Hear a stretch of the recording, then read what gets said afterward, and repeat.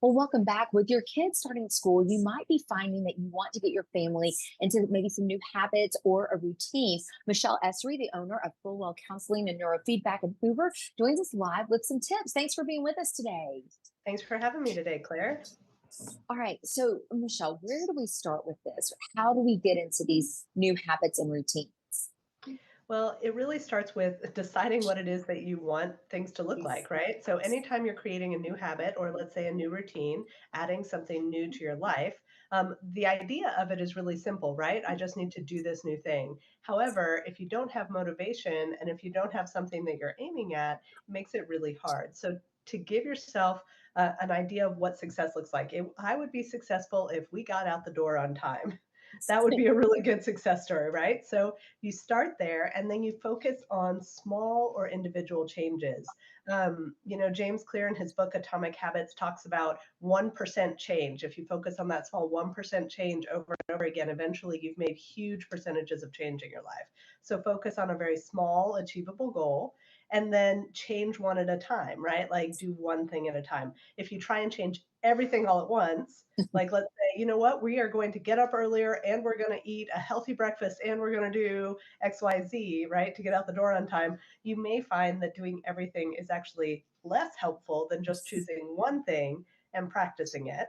And then you need to decide how, where, when, the details of it, right? You need to actually put it down what you're going to do. And a lot of times when it comes to habits, looking for cues or attaching it to a habit you already have.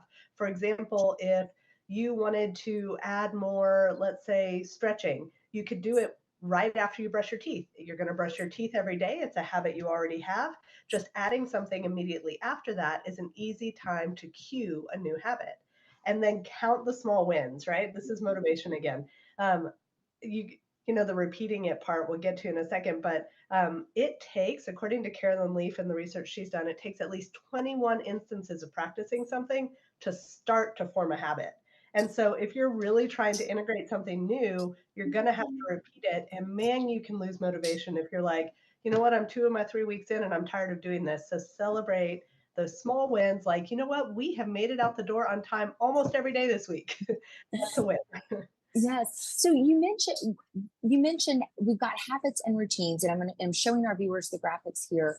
At what point does the routine become habit? You mentioned brushing your teeth, doing that every day. And was it the 21 instances? Is that when it becomes habit?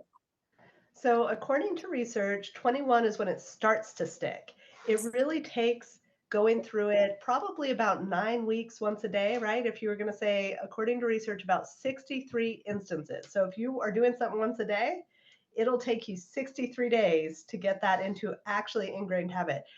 That might sound demotivating, but it really is nice to know that it's not you that is the problem when you don't feel like things catch right away, right? It takes a while for something to become normal, right? If you start exercising, it may be really easy to kind of fall off of it. But once you've been doing it for a few months, it becomes almost strange not to go exercise, right? So Mhm. it becomes a habit eventually. It just really is a matter of choosing what you want, staying motivated, and just repeating it. So I'm showing sort of the graphic where we start in the bottom left corner, choosing one at a time, focusing on small changes and going around. At what point, and then at the end, we repeat that. Mhm. At what point do you think we can add in another small change? I love that the analogy you gave about getting out the door on time. Yeah. So then when would we add in maybe the healthy breakfast? Yes. That's an excellent question. I would say when you start to feel like it's becoming normal for you to do the one thing, then adding another. Really, about one habit a week you could start to add as long as you are consistent in practicing. I like that. Okay. Well, hopefully this graphic is very helpful and these tips are very helpful.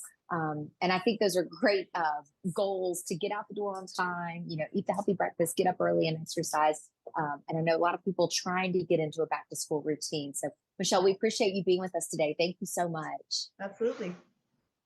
All right. We're going to take a quick break and we'll be right back after this.